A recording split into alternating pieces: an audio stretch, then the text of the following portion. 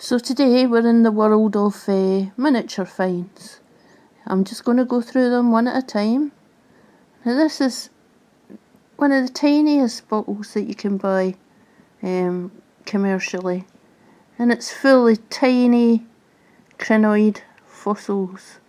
So I hope you can see that. Some people call them St. Cuthbert's beads. I just call them crinoids. Next to that, this little tarantella shell, equally tiny. And these are lovely to find. The crinoids are a bit more common on my fossil beach, but the tarantellas are special. And here's one as a sample in the bedrock. Now these are all beach finds. I don't chip them out of the bedrock in which they are. I just pick them up off the beach.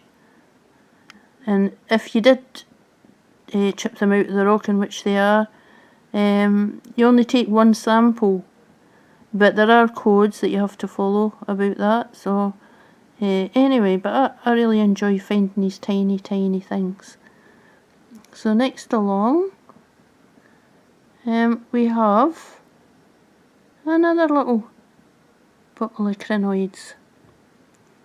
And there we are. And as I say, these are tiny, maybe half-inch bottles. So these are tiny crinoids, and very difficult to find. You have to have eyes like a hawk to find these.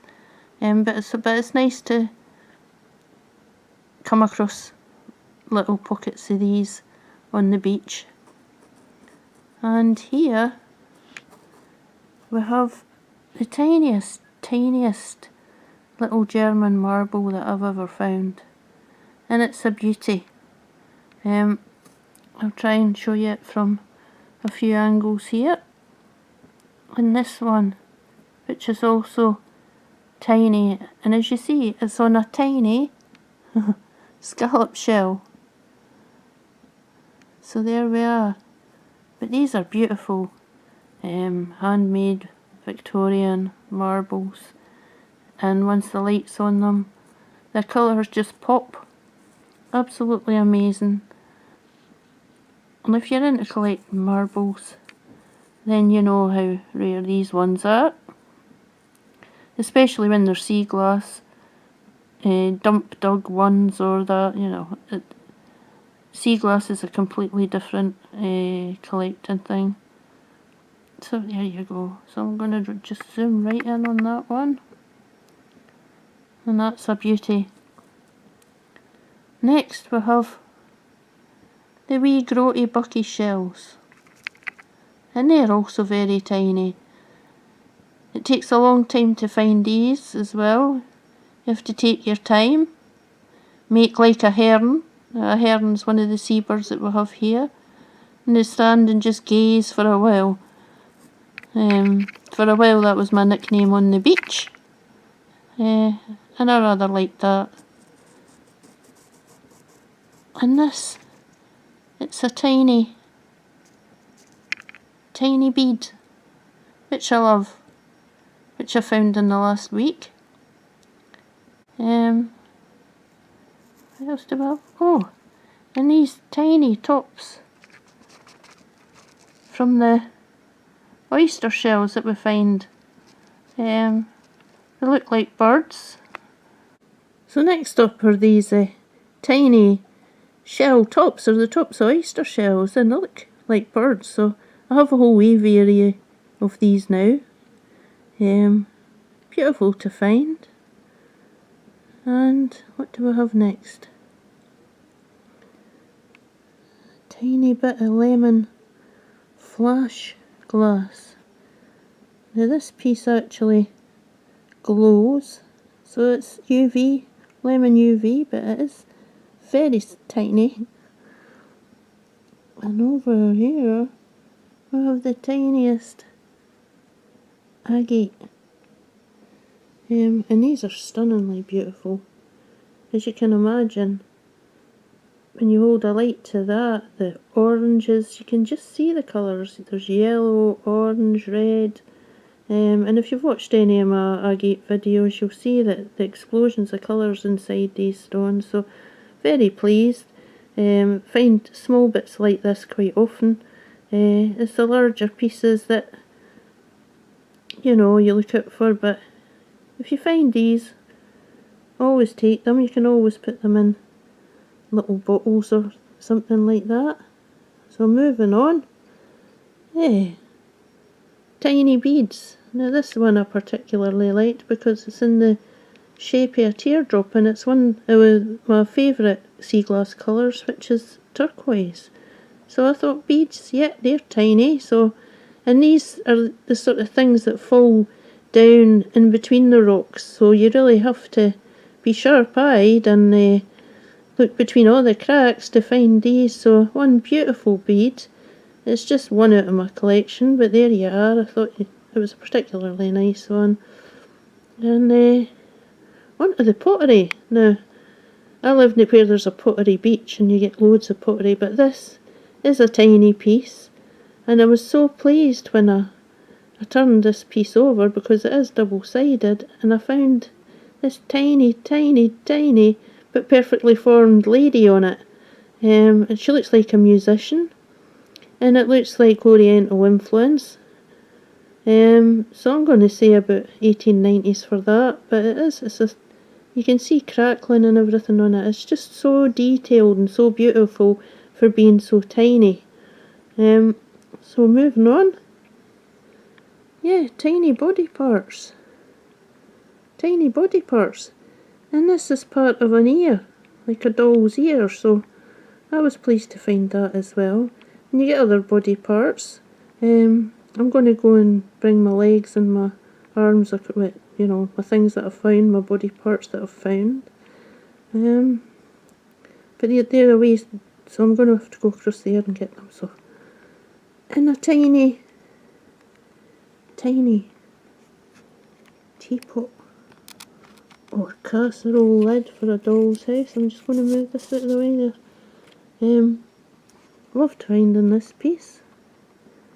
It looks like for a doll set or something like that, so I loved finding that. And you get lots of wee ceramics, and as I say, doll parts and things like that.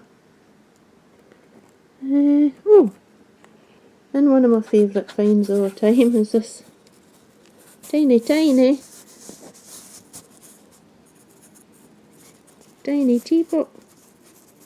And as you can see by the size of my finger, it's incredibly tiny. So there you are, a couple of doll's things there. And the tiniest stopper I've ever found as well. It's perfectly formed. But there you are. You can see just how small that is as well. Beside the tiny teapot and the tiny casserole dish top, or whatever it is. Coming along, oh, there's the tiny ear. More tiny pictorial pieces of pottery. Now, I've been lucky to find quite a few pictorial pieces, but when I used to sell the sea glass, I did sell a lot of the pictorial pieces, but I do make shadow boxes with them and things like that, so that's something that we can have a look at. There's the lady again. And this one, which is a special one for me. It's a tiny knob. So it's like a teapot knob or something like that. Or the top of a jar, you can see where it's sheared off. But what's important about this is that it's your Scottish spongeware. Now, it is a beautiful piece, and it being a knob, complete and completely circular, makes it very special for me, and it's a single motif. Now this particular motif has been repeated on loads of bits of spongeware pottery, Scottish pottery, and I have a tale to tell about that as well. So sometime in the future we'll be looking at that. So Scottish sponge with a pottery knob, which is also tiny. And this is the tiniest stopper. It's more than, you know, tiny.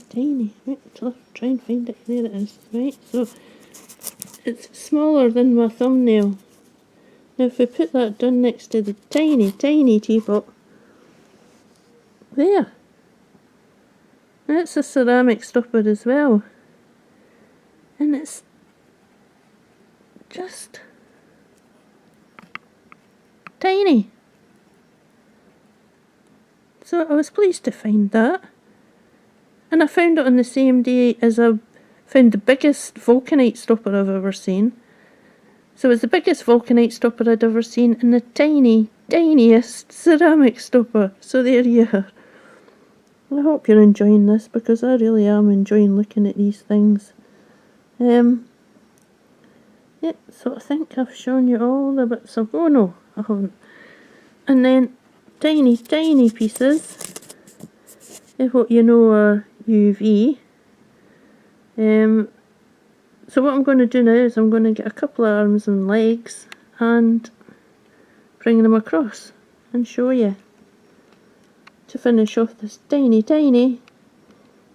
film.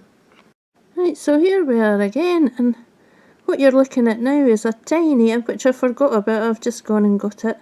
It's a tiny arm from a tiny doll.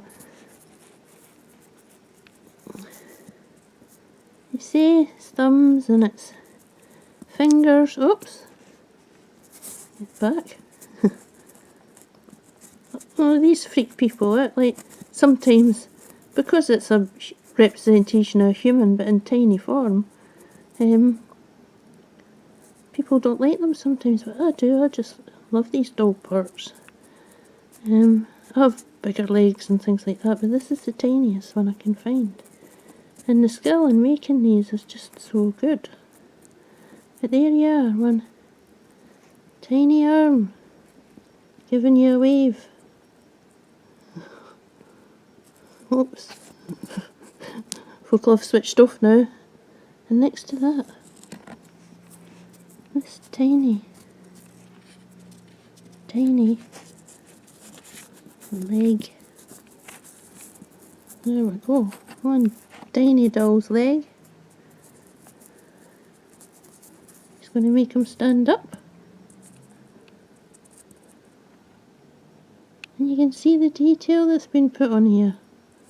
It's just lovely. And I think when I found this, I did a happy dance, so we'll make him do a happy dance for you. So there you are, happy dance. Hey! Okay, so I hope you've enjoyed these miniatures. I'm just going to put a few of them together. And then,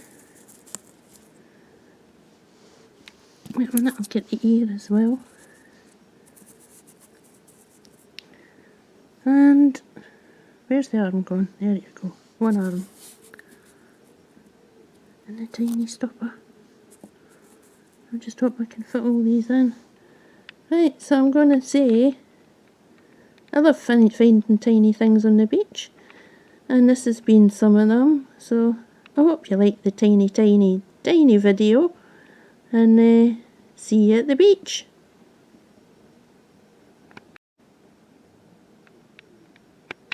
And another thing I find is tiny decapitated heads. And this looks like a wee girl. And what I notice about the ones that are found on the beach is that their noses are always a bit worn down. I suppose it's to do with how long they've been in the sea. So there you go. One of the little heads. There she is there. I think you can see her there.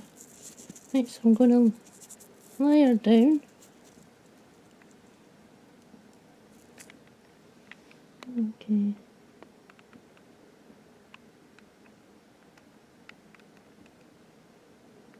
And there she is. Okay. I hope you've enjoyed, and as I said, see you at the beach.